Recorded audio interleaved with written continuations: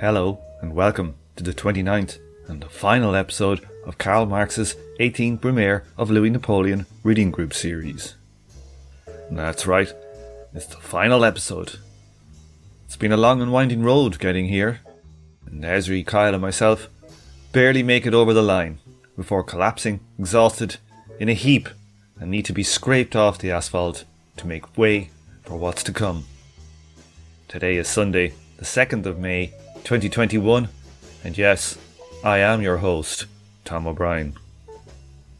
This week I have the new once-off patron Vivek Sunny and Jerry Kearns, who signed up for an annual subscription, to thank. If you like the sound of extra Patreon-only episodes, hanging out with us all over on the Emancipation Network Discord server, or joining in the new patrons' Fundamental Principles of Communist Production and Distribution reading group series, why not head over to Patreon and throw me some commie dollar. Your continued support really does help keep these episodes flowing. Okay, I'm starting to get emotional here. Let's do it one last time. I think this looks like a job for Kyle. Finally, the culminating idée Napoléon is the ascendancy of the army. The army was the point d'honneur of the smallholding peasants. It was they themselves transformed into heroes, defending their new possessions against the outer world, glorifying their recently won nationhood, plundering and revolutionizing the world. The uniform was their own state costume. War was their poetry.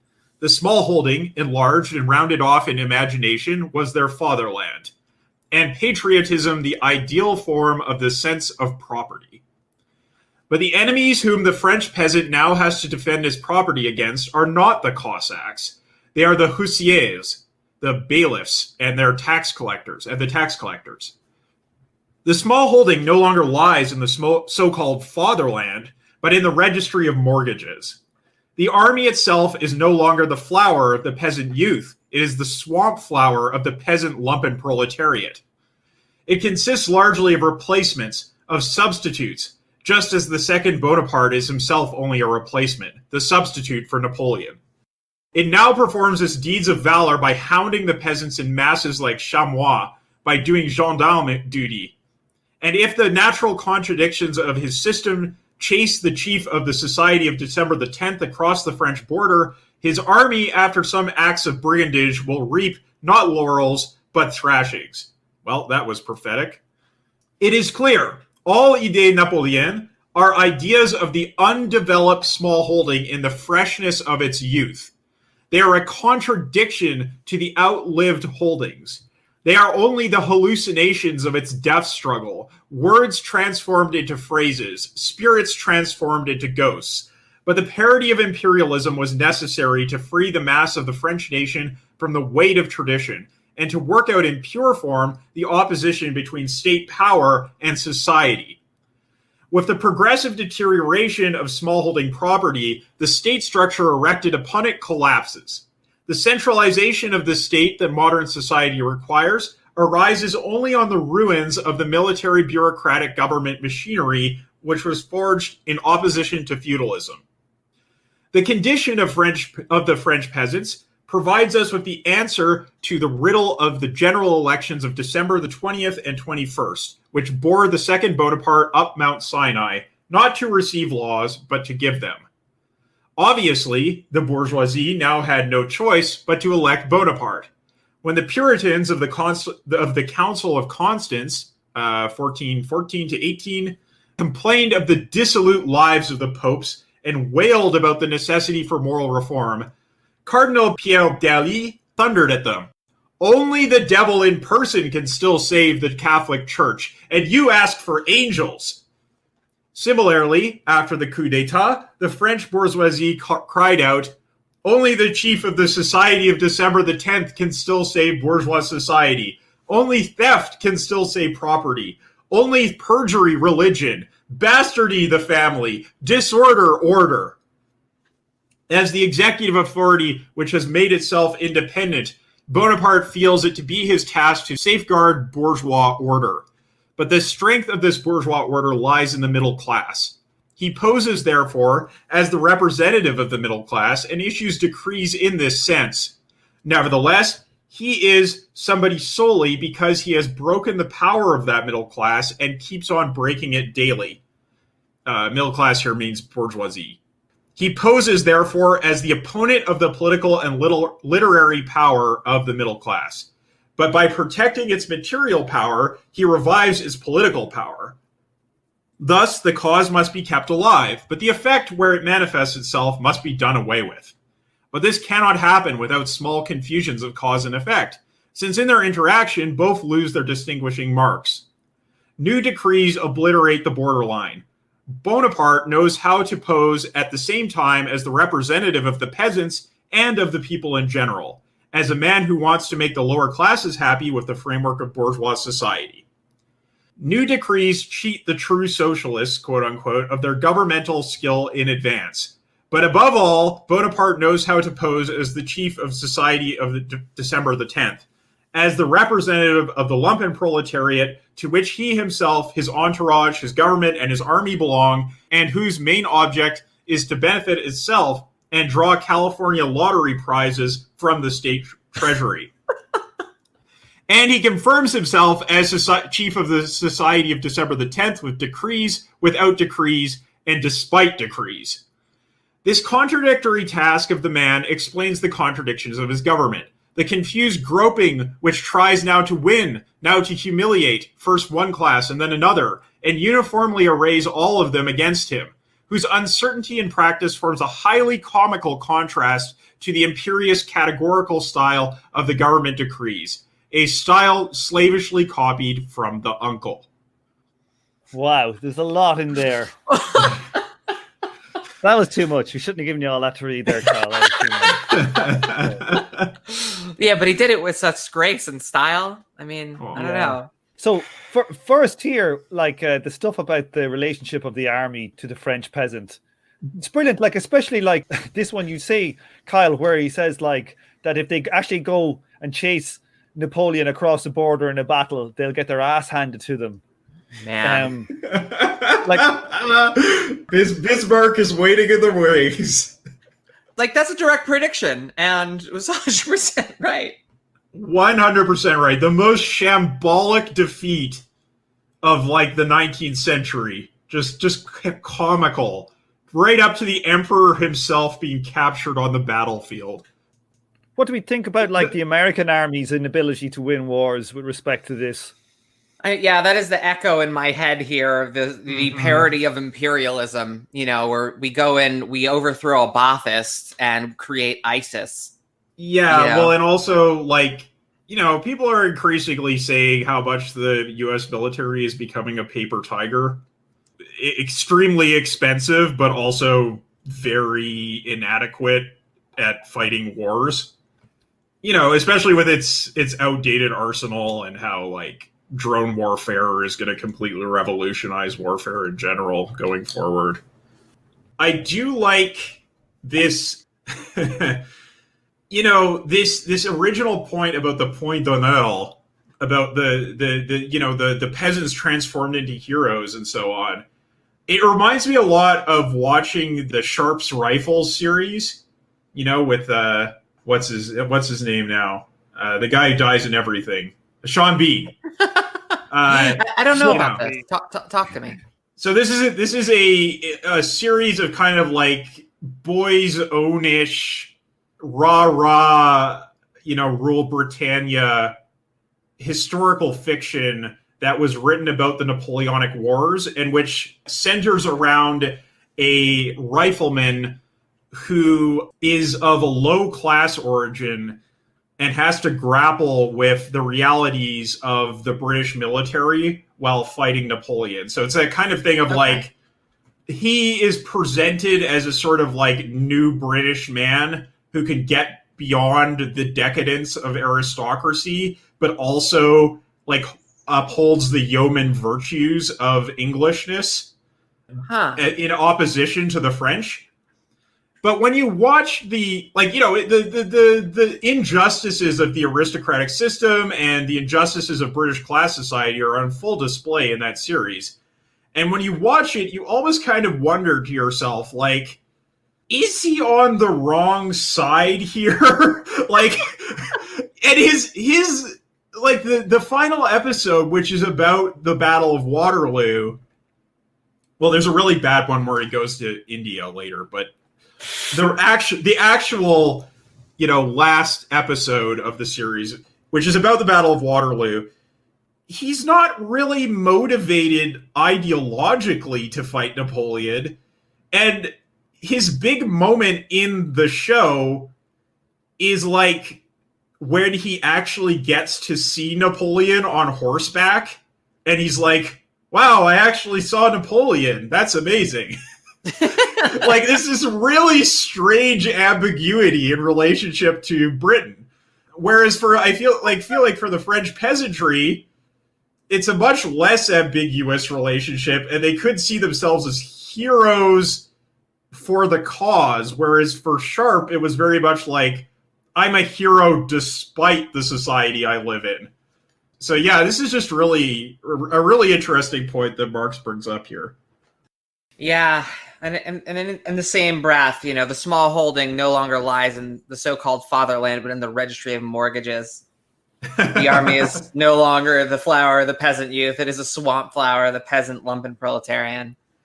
I mean, leaving peasant aside, like, this could very well describe the changing relationship between army and society in vastly different circumstances in the United States as and really that's a dynamic that started to change far before this change in property holding, perhaps 40 years before. But, the correlation's unmistakable. It's the trauma of Vietnam is this trauma, right? Yes, exactly. I saw like a TikTok or something on Twitter of done by some US Army. What's the lowest level in the US Army? What would you call them? I don't know. Cadet? That's Starfleet. I'm not sure. It's a private, right? Private, yeah. I would say they're all private. And there's somebody behind the camera he goes up to another private. And he goes, why'd you join the US Army? And the guy looks at him like dead-eyed and he goes, fuck off. And then it goes to another one. Why did you join? Just these are all different ones. Why did you join the US Army? It's like, I've fucking no idea. Fuck this. And it's like, he just asked about 20 people in a row and they're all just looking like, fucking no idea, man. Oh, that's brutal. That's, wow. It did hit me. I could imagine that is actually what the fucking life is. They all look like they were bureaucratized to their fucking ass and just like dickheads talking to them all the time. And just, they're all poor and they're only doing it because they're broke and they want to go to college. And it's like, fuck this. I hope we don't go to a war. There's a load of shit. I don't want to die killing some Yemenis poor bastard. That's the vibe you just got off all of them. Wow. Yeah, the only people I knew that actively considered going to the army were people that are really shit out of luck, that were had trouble holding down a job and were pretty desperate. That's, I know people who considered joining the U.S. military for idealistic reasons, but they didn't actually do it. So, that says something. I love those. I love those type. Yeah, I could if I wanted it, but my little finger had slight bit of arthritis in it, Yeah. Those are the reasons people go to West Point, not enlist. Yeah. Exactly. Yeah. Okay, there's a bit here then I wanted to about the centralization of the state and the parody of imperialism. Is that the one? Yeah, these two lines here. But the parody of imperialism, so this is the parody of trying it out the second time that, with Napoleon III, it wasn't like the imperialism of his uncle. But the parody of imperialism was necessary to free the mass of the French nation from the weight of tradition and to work out in pure form the opposition between state power and society. So what is he saying there? Is he saying that believing in this parody of the new Napoleon allowed the French nation to kind of figure out the relationship, between the bourgeois, the small holdings and the state and the new bourgeois regime? Is that what he's saying? It's the way in which the state, the military, and the police turn against the peasantry. That's what it works out in pure form, the opposition between state power and society. Because the people who saw themselves as heroes, saw the fatherland as identical to their petty possessions, once they're dispossessed and, the soldiers are coming in to kick them out to make sure the foreclosures go ahead or whatever, to force them into pauperdom, then that dream is shattered completely. Yeah, it heightens the contradictions, you might say. Marx then turns on his amazing writing skills here. Who wants to read this one again? I think this deserves to be reread. Only the devil in person can still save the Catholic Church, and you ask for angels. Similarly, after the coup d'etat, the French bourgeoisie cried out, only the chief of the Society of December 10th can still save bourgeois society. Only theft can still save property. Only perjury, religion, bastardry, the family, disorder, order. Yeah. I just want to point to Rachel Maddow praying for Trump's life. Oh my God. Yeah. Not only praying, but telling everyone to pray for him. And saying, like, and essentially calling him her friend. She said, like, if your friend got cancer after they smoked cigarettes and you kept telling them not to. Oh my God. Would you wish them dead? I would. I would say death to the cigarette smoker. Death to them. No, I think the questionable analogy here is the word friend, Tom. I know. I'm joking. I am joking. I know. I know. My favorite bit, I didn't watch the debate. God, no, why the fuck would I do that? But I saw a few highlights. But my favorite thing after the debate, like the shock, not on awe, but the shock and like just pure shock. Yeah, the shock and the shock. Disdain. Was on Twitter, like there was a whole load of people who were tweeting like, death to America. Like Americans. Oh my God, they all of a sudden sound like the Ayatollah, yeah. Seriously, they had pictures of the Ayatollah with like underneath the text saying "Death to America" and like getting 5,000 retweets. The Iranian bot networks, like, we got to get on this. This is our big chance. Deploy the bots. Load up the servers. Let's go. I don't think there was no bots. I think that literally was the death of America, that debate. No. I just mean that it would be a great time for them to bandwagon with a bunch of bots. Seriously. Right, and the drones. Did you see the clip of the NHK coverage of the debate? The Japanese national broadcaster coverage, where they have like simultaneous interpreters dubbing over the debate? They have one interpreter per speaker, right? Because people are going to talk over each other, and if you just have one interpreter, then you can't do it. Like naturally, this was probably a very active one for them. Yeah. So the one in Taiwan, the interpreter in Taiwan, they only got one guy to do it, and he just turned to his boss and said, "How the hell do you expect me to do anything with this?" And just got up and left. But the Japanese one is everyone is doing their simultaneous interpretation simultaneously. So you have 6 people talking over each other in 2 different languages. It's so amazing. It's just like utterly incoherent. You can't take anything out of it at all. And I speak both languages. Oh, that is brilliant. That is fun. How beautiful. Wow. The pity was on like so late that we couldn't do like a live stream, an Emancipation Network live stream. That would have deserved one. I'm so glad I didn't watch that.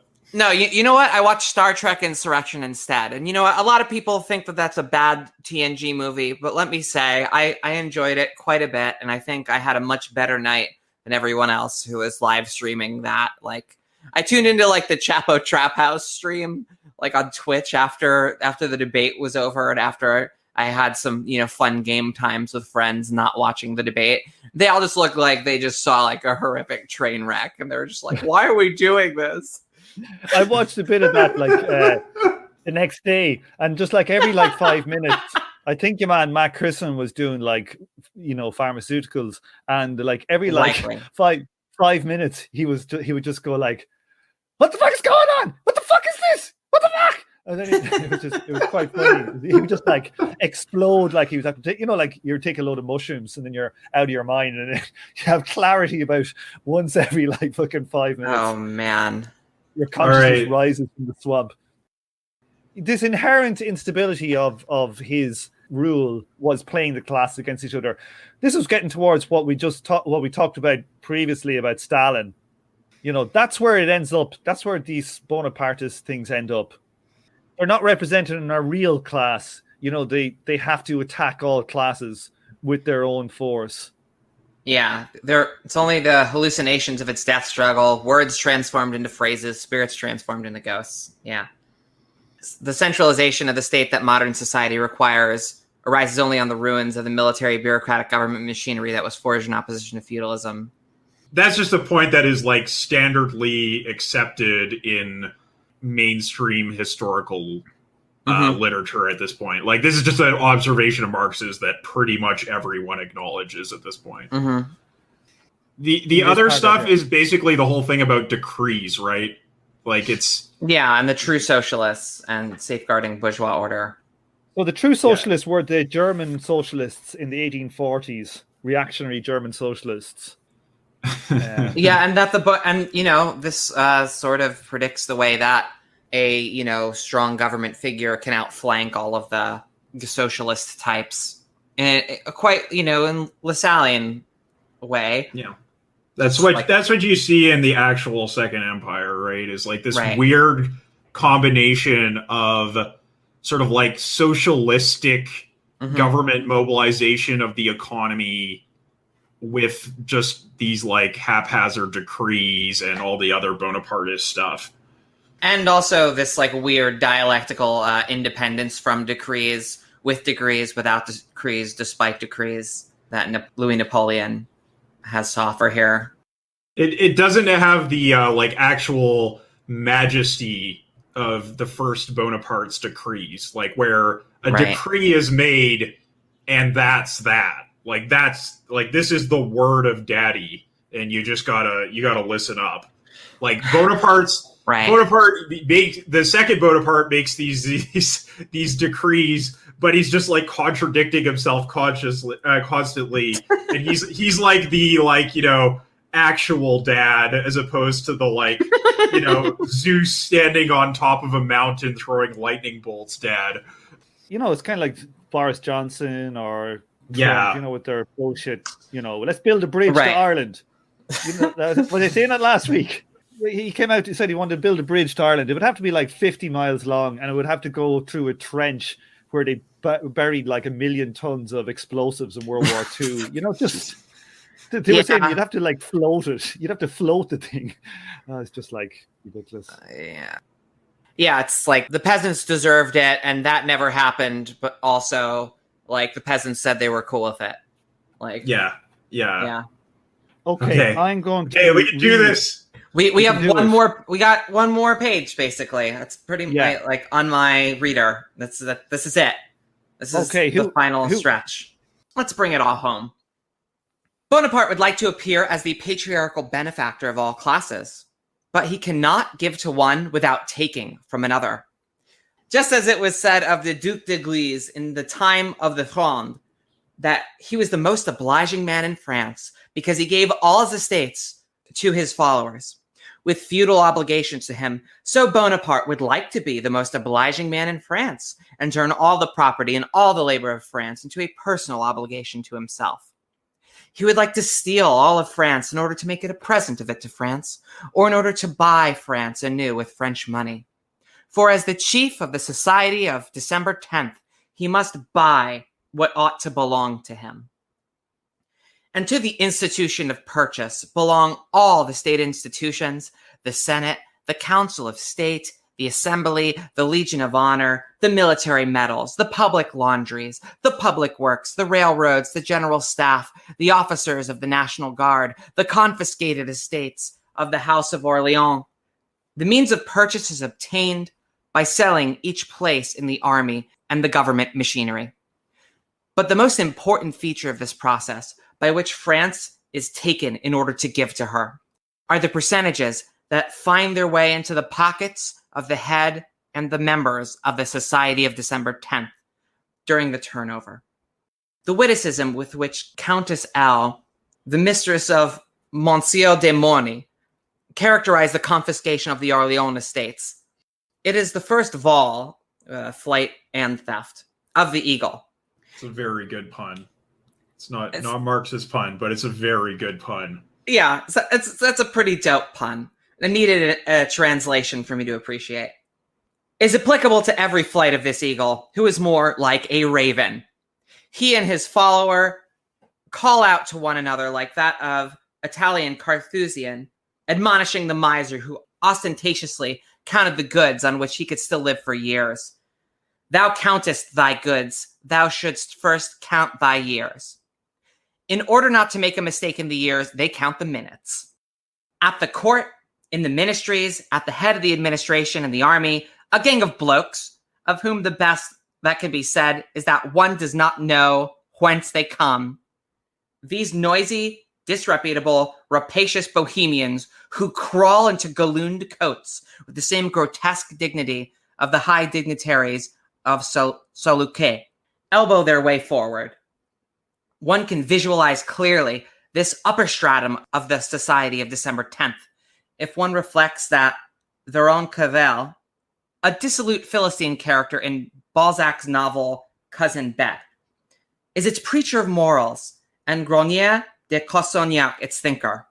When Guizot, at the time of his ministry, turned this Grenier of an obscure newspaper into a dynastic opponent, he used to boast of him with the quip, "He is the king of buffoons."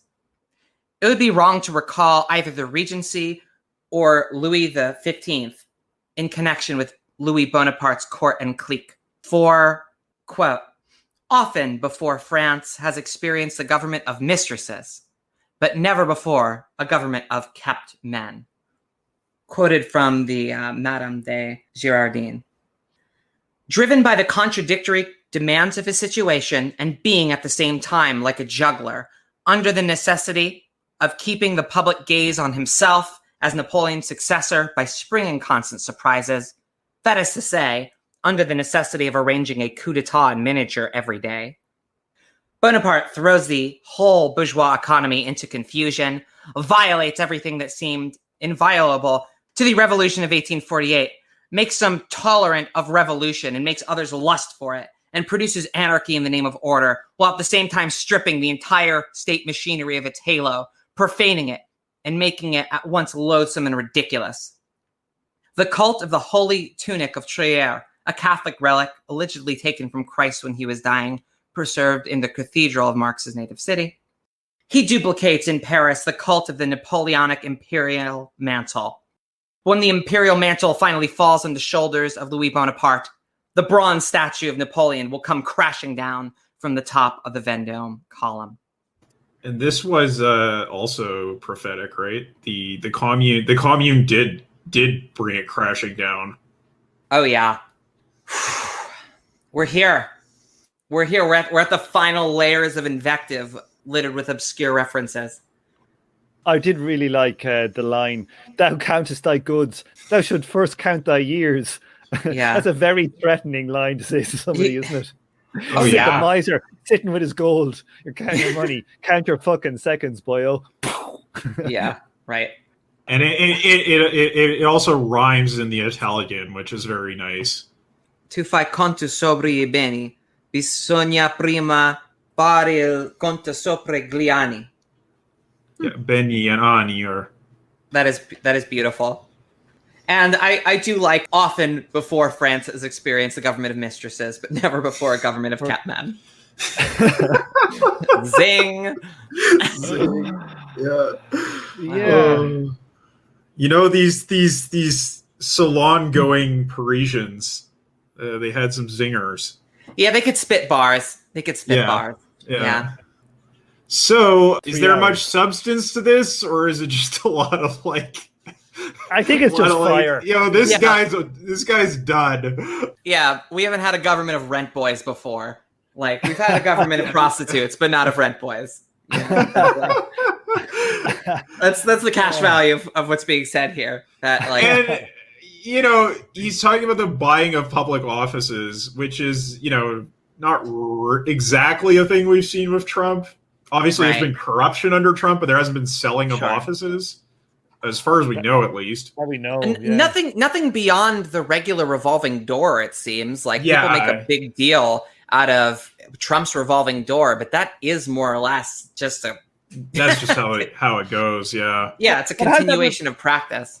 Has that revolving door become more of a thing, though? Like, I think I don't know, like in England, say now, like historically, there was a culture of a civil service as a respected class job at the highest level. I think in Ireland as well, but I think more and more now they're infected by, they're just getting like people from business coming into the civil service, at the top levels and changing it and just getting political nominations in a much cruder way than I think previously was the case. I mean, I think that's already been extraordinarily weakened in American public life over the last few decades. And like what you see now is maybe a bit more just like personal nepotism creeping into it rather than, the revolving door becoming more important than meritocracy, because that coup already happened.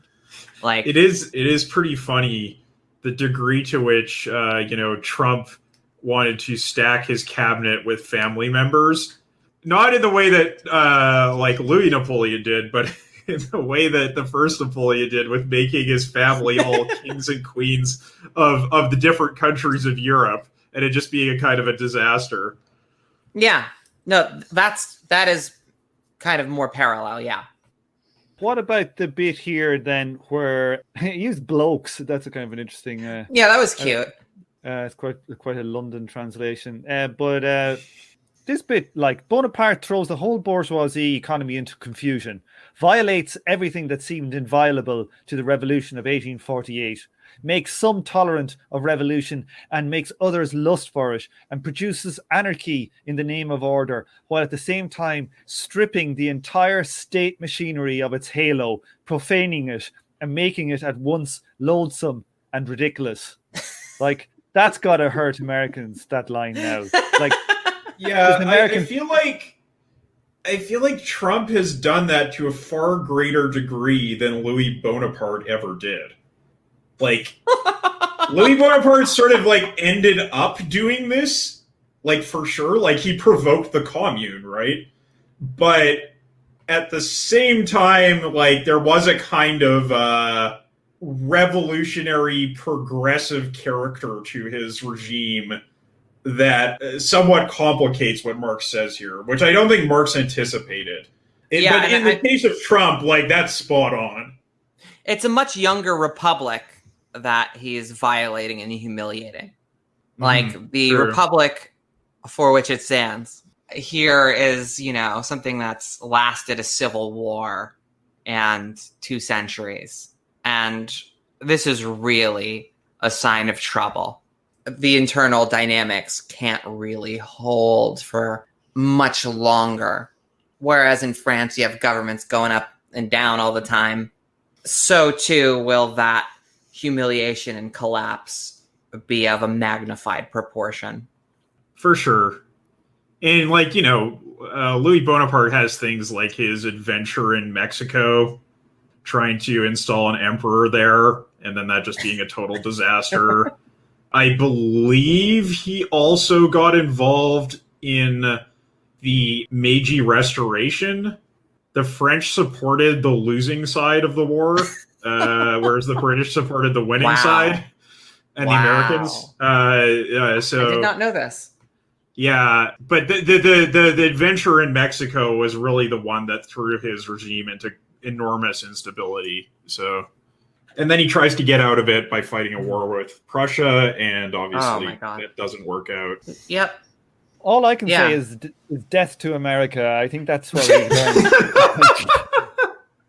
I mean, even ultimately in the Franco-Prussian War, because Bismarck sort of goaded Louis Napoleon into attacking them. Like Marx and Engels were initially supporting the Franco-Prussian War because it had appeared to have been an attack by France of Germany. Yes. And I mean, that is pretty much what happened, but Bismarck goaded that into happening. Like Yeah, he he was- played directly. Louis Napoleon played directly into Bismarck's hand. As was typical, Bismarck was playing 3 moves ahead. Right. Actual, three-dimensional chess, as opposed to the way that people choose to look at some of the erratic decision-making of one Louis Napoleon or Donald Trump. So Trump is kind of like, we're saying like that Bismarck is kind of like QAnon. Is that what we're saying? We're saying like, the non-dimensional chess. Like that Trump is actually Bismarck. He's not Bonaparte. I mean, perhaps, I don't know. I was thinking more of Spock literally playing 3-dimensional chess in the TOS. But I wouldn't want to compare Bismarck to Spock. That seems wrong.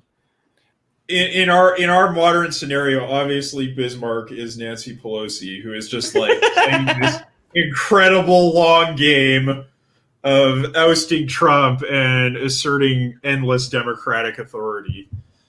You see this tweet here? Like the QAnon are actually. Do you know what they're taking from this tweet? Oh, they're saying, "Look, the tweet says going well, comma I think exclamation mark. Thank you to all. Full stop. Love in capital letters exclamation. They noticed that the well is got an L and a capital I. Oh no! And they're saying, what is he trying to tell us? This is a code. They're trying to. We have to go to Illinois. Get out the twine and the corkboard, folks. We're gonna figure this one out. Time to go full Maddow. Isn't it? Full Maddow. Yes. Full Maddow is mask off. I love Trump so much. He's my friend. Yeah, I mean, my daddy. I mean, it's there. Yeah, there was a time. There was a time when Rachel Maddow and Alex Jones weren't kind of the same thing in my brain. But those were simple days, much simpler days. Yeah, simpler days. Yeah. You know. He's a like, Russian plant, and also pray for him. We need our Russian plant. Any final thoughts then on the reading that we've just completed? I think for me, the biggest part here was the bit about petty proprietorship and its relationship to the state. That was fire. That was like, holy shit.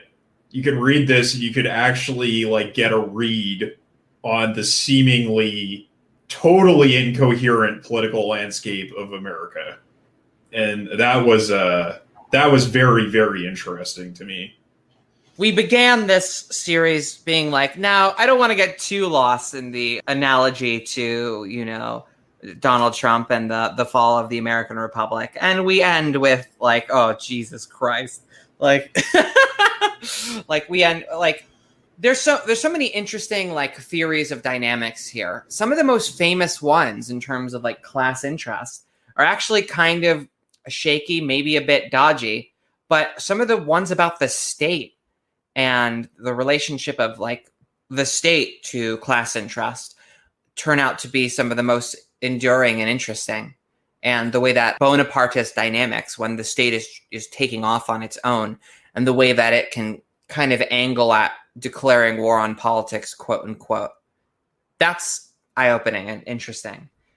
Aside from the sort of conspiracy theory running through where, the cabal of December 10th takes hold of the government, what we have here is a really interesting, like, historical narrative and an attempt to, apply a lot of Marxian analysis to a particular historical event, to a political situation, in a way that demonstrates Marx's sophistication as a thinker, for the most part, except for the conspiracy theory, right?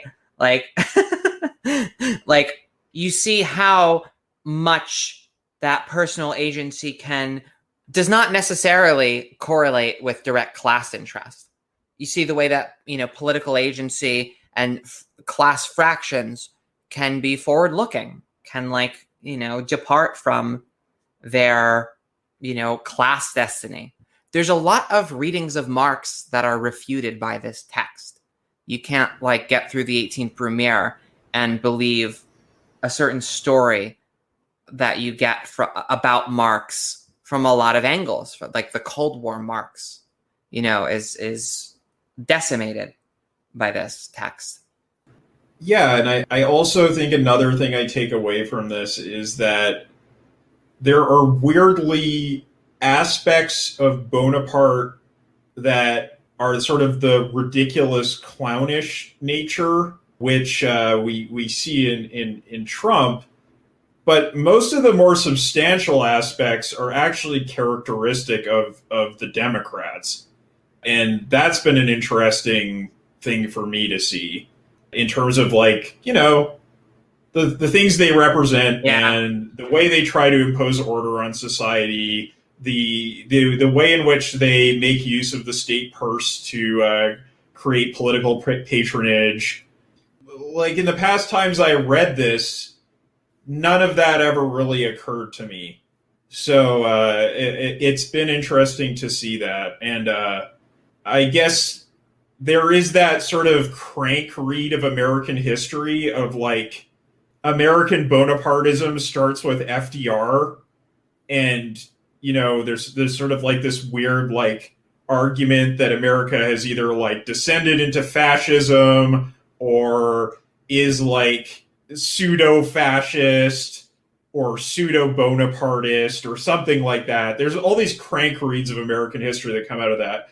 But I do think there is reading the end part of this book, there's a certain degree of which that kind of Bonapartist reading of American politics should be taken seriously, while also acknowledging how obviously capitalism's changed, world dynamics have changed, and settler colonialism is a factor in American politics that it's not in France. Yeah, I'd also what did I take from? I like he's quite explicit in this idea of the class operating as a class for itself. I think that's something that's very interesting, and clearly expressed.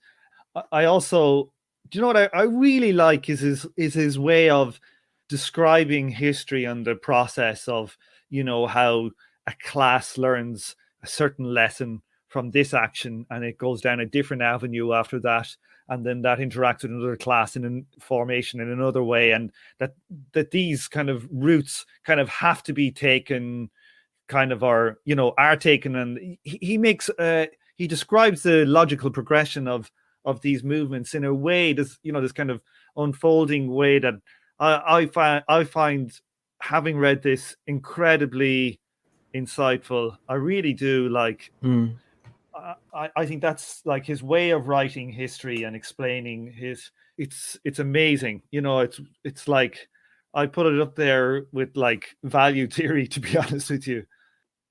Oh yeah, this is another part of his kind of theoretical corpus and it's not quite as spelled out as his critique of political economy, or even the sort of outlines of a theory of historical materialism that he gives.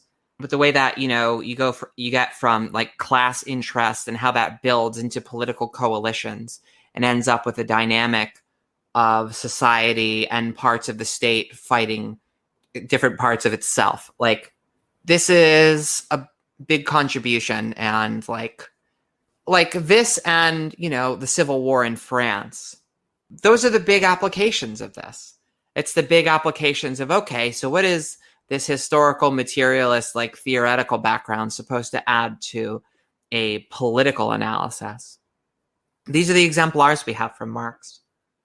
I definitely see a lack of this kind of analysis today, where sort of the kinds of punditry that Marx is doing has a memory span that is longer than 2 months.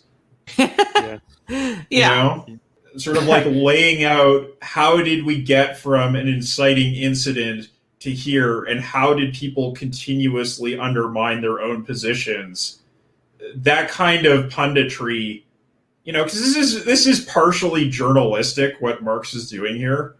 It has sort of both sides of Marx the journalist, in the sense that yes, it's very, very observant, but also very conspiratorial.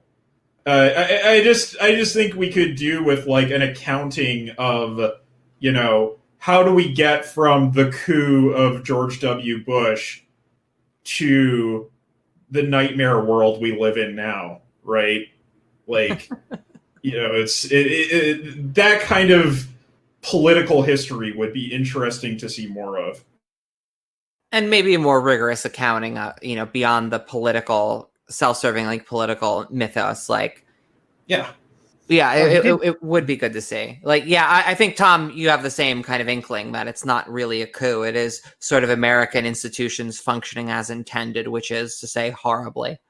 Yeah, just going to say, like, it's more than 2 months, memory, Kyle. He actually, I think the very first page starts off with ancient Rome. That's what I'm thinking of. Is Marx the classicist? And in a way that isn't just like perfunctory, like the way that American conservatives throw around Rome. He's not like a classicist in the way that Boris Johnson likes to mention Greek names. Oh, man. Cato once said that tyranny is bad, That's why I don't want to have universal health. That's why I work for the Cato Institute. Yeah. Right. Okay, one thing we just haven't discussed as a roundup, just last question then, is what do we learn, or what kind of insights have the panelists yourselves drawn from this and his analysis of the class forces around at the time, the nature of the class forces, the state, the army, etc., for our hopes for a communist revolution in the core countries? Oof. Because that's our real reason to read this, really, isn't it? When we get down to it, that's what we're after. Aside from just the pleasure of reading it, yes. Pleasure's bad. The priests have gotten to you, Tom. Yeah, really. It took me up a long time. Come on, we need to have an Aristotelian appreciation for pleasure, even if it isn't the good in itself. How do I say this? Like, we're in such a vastly different situation. And by starting with that table where we are comparing the contemporary proletariat to the, disintegrating like peasantry, like unfortunately, the way that Marx deals with the London proletariat is via conspiracy. So some of the most important questions that we have we don't get like that great of a sense from this text on how to operationalize on them. What we get is a warning that, if there's someone that comes along promising sausages, that we got to get ready. Hey. If anybody comes over to me and starts promising me sausages, I'm out of there. Let's be honest. Yeah. Someone starts pitching sausage, you better duck. Which is, already my policy anyway. I don't know that we can do like direct historical induction here for revolutionary, like kind of. I'm not talking about direct induction, but like, or not even direct induction, because what we see here is like the proletariat is immediately taken off the stage here, and what plays out is a farcical like drama of mostly counter-revolutionary forces and the varying degrees that the party of order eats itself. This is, perhaps de Maistre in reverse, or instead of the revolution devouring its children, the counter-revolution devours its children. That's a very good point. Yeah. And so, like, perhaps we get some advice for, like as a series of negative examples for what not to get suckered into when the proletariat and its political alternatives are off the table. Yeah, that tracks for me. I think for many people in the developed Western world, the center of the capitalist economy, for at least a little while longer, your relationship to the sort of liberals as a leftist is a major political question. And I think what I get from this, aside from the ways in which like liberals can be enormously self-sabotaging, and social democrats for that matter, because they also get a whipping in this one. Yep, they're here too. Is the way in which post-war compromise, social democracy / kind of like Peronist, weird, like semi-pro worker, like corporatist politics that you see in America exhibit a lot of the qualities that Marx attributes to Louis Bonaparte, and a lot of the quote-unquote qualities of Bonapartism. And I think what it comes to then is like, do you take a stance against all of that because you agree with Marx's theory of the state and the way it relates to class? Or do you think that Marx's theory of the state was wrong and go in the right socialist direction, right? And I think that reading this text poses that question very clearly in a way that most people today would not pose it. There's a lot of waffling on that question, you know, for obvious reasons of like welfare and healthcare and stuff for the workers is like saving people's lives right the fuck now. So that's a valuable thing. But yeah, like I think that's what I take away in terms of revolutionary strategy is like, well, do I agree with Marx's theory of the state? Do I agree with his theory of the post-state possibility of society? And your strategy is going to fall out of that to a large but not total extent. Where do you end up, Tom? No, I just wanted to pose the same question to you. What, with the revolutionary strategy stuff? Yeah. What's the cash value of this text for you? You know, other than obviously the pure pleasure of reading it and talking through it with our friends. You know, like which I mean, this has been been a pretty fun way to spend the apocalypse. So I mean, I don't discount that, but you know, in terms of the cash value here, as pro-revolutionaries in 2020 watching the world burn, like, what do you get out of this? Well, I think on a base level, you know, we got to the proletariat. We have to organize our institutions to act so that we become acting as a class for our own class interests. I think the, you know, quote unquote left parties we see in developed countries are basically capitalist parties. So I think that's a real kind of core, obviously, revolutionary point. I think also the understanding of the class dynamics of how he describes the social democrats and how they were kind of, I think in chapter 3 where he just slates this idea where the petty bourgeois, who they assume that their interests are not their interests, but the general interests of the country. I think that is a key understanding that like we need to be absolutely fucking fiercely attack that type of socialism in quote inverted commas. And I think for a revolutionary struggle, I think we should learn, getting back again to the point about how Marx interprets the movements of the classes in their battles or in their dynamics, us getting that kind of a dynamic understanding of how classes, these things in history works, is extremely important for us to understand our own strategy and what type of things we should or should not do and outcomes we should or should not expect. Because at the moment, there's no awareness of understanding, or even if, I would even go further, I think people actually understand some of the stuff, right? But they just kind of go, oh, well, there's a goddamn huge industry of being like a socialist or somebody who's a communist who talks about like a good game. When it comes down to it, they have absolutely no interest in revolutionary struggle. None. Say, for example, Chapo. Does anybody in Chapo Trap House have any revolutionary instinct? What do you think? I don't think anyone there would agree with Marx's theory of the state. I think they're pretty much all buy into the right socialist view of the state. Exactly. Right? Yeah. What's the equivalent in the UK? Like, I don't know, Novara Media or somebody. That's the one that comes to mind. They call themselves communists, right? I'd say Matt Christman would call himself a socialist in a slightly more or he certainly lets on he is.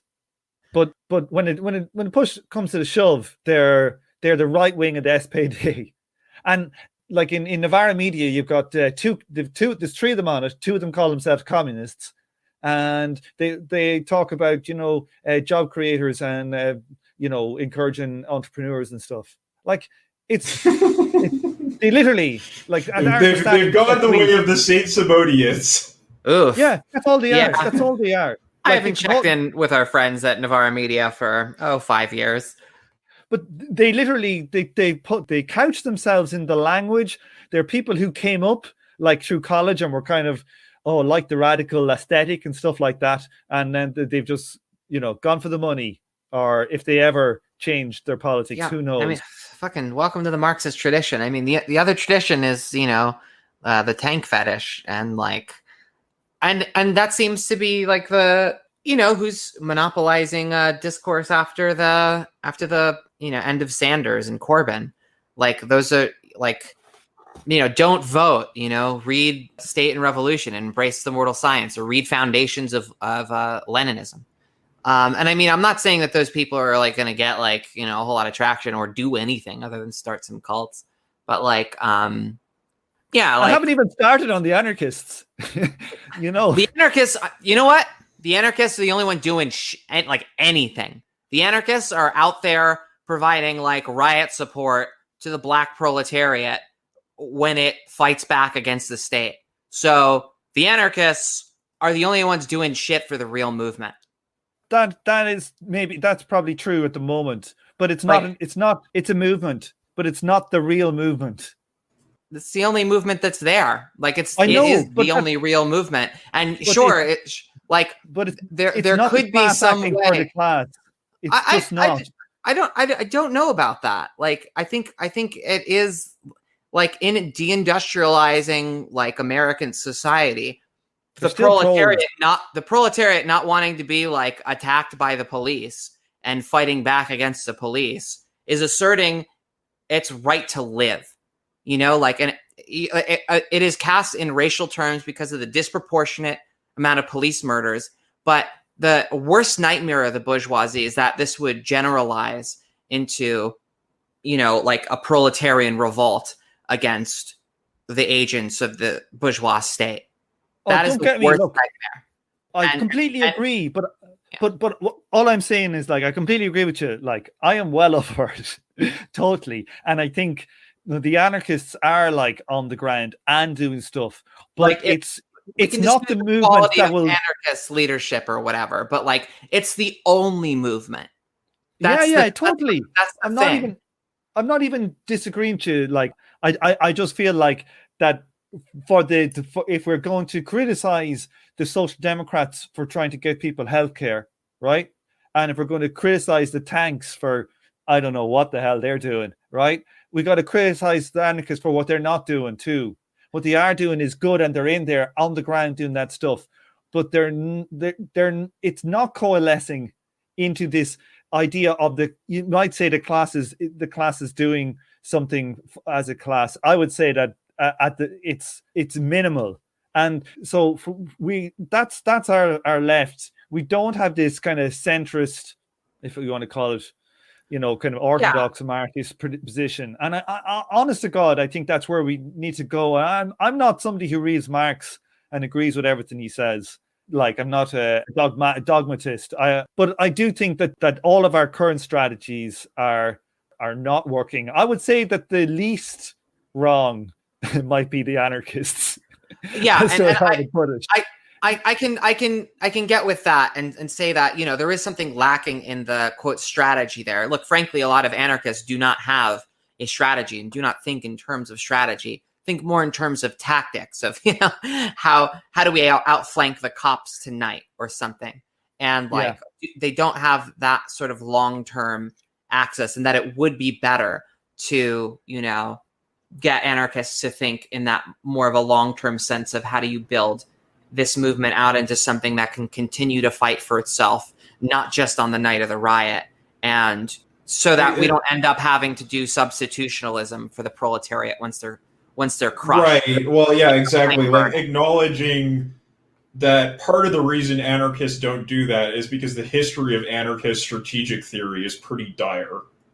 You know, like it's not like the anarchist tradition doesn't have a history of strategizing. It's just conspiratorial and terrorist.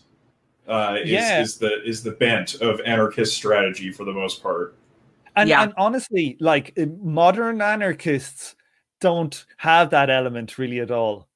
You know, no, they don't.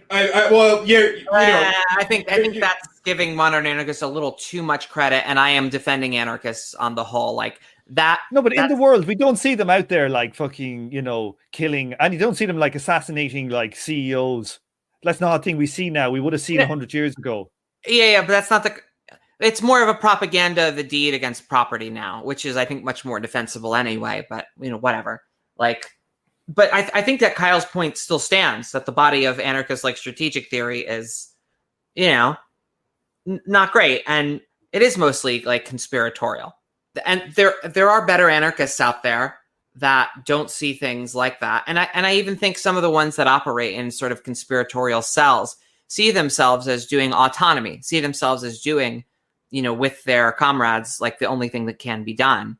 And so I'm not even just like spitting at them. You know what I mean? Like they just don't think like some proletarian democracy thing popping out of this is really possible. So they're trying to accomplish anything. But if this is going to go anywhere other than, you know, ending up with the party of order taking control and crushing everything, it has to go somewhere. So, I mean, I certainly agree with the broad outlines of the Marxian critique of anarchism, but the details, that's where the devil is. I just thought I'd show you this meme. Somebody sent it to me. The IRA ahead of their time, wearing masks, social distancing, personal protective equipment. But, you know, I would say that I appreciate the degree to which Marx's, like, you know, Ezri, you were talking before about how, like, you can't view politics as a pure extension of like ideal class interests. Right. You can't just sort of like move from that ideal typical analysis directly into political analysis. And I will say that like I appreciate the nuance that Marx brings here and how like that can kind of overlap with what anarchists do in their organizing. I think there's a lot of pitfalls that are available there, especially the ones that go into, because, you know, like in a way what the Bolsheviks did in the Russian Revolution was to co-opt the SR program. Right? It was like it was like taking the Kautskyite German social democracy and merging it with the SR peasant line. And that's a danger. That's a real danger. But, you know, it's... I guess it's nice to see that there's, like, theoretical room in Marx to examine those border areas or those sort of hybrid areas of politics in a way that may be fruitful in relationship to anarchists. Like, there's other thing there is like, how come how many chapters? 7 chapters, nearly 150, 60 pages. Never once in it did Marx mention like socialist or communist podcasts. What the hell is that about?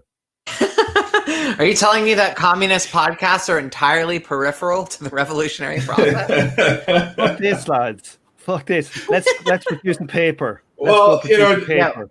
Gotta go sell newspapers, Tom. Obviously, Marx would approve of that.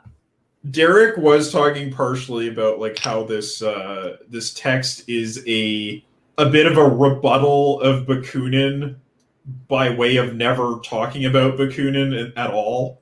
And so I think that podcast left podcaster beefing stuff that we see today is very like subterranean in this text. Yeah, that makes sense.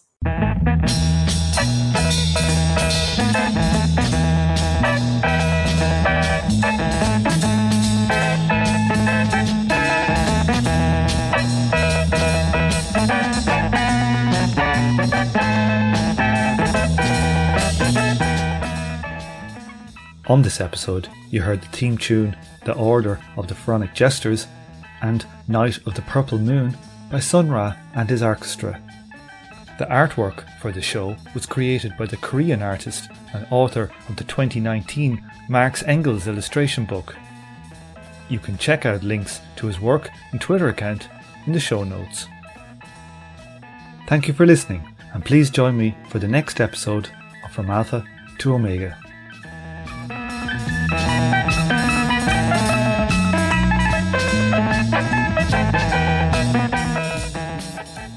This show is a member of the Emancipation Network, a Marxist podcast and research collective.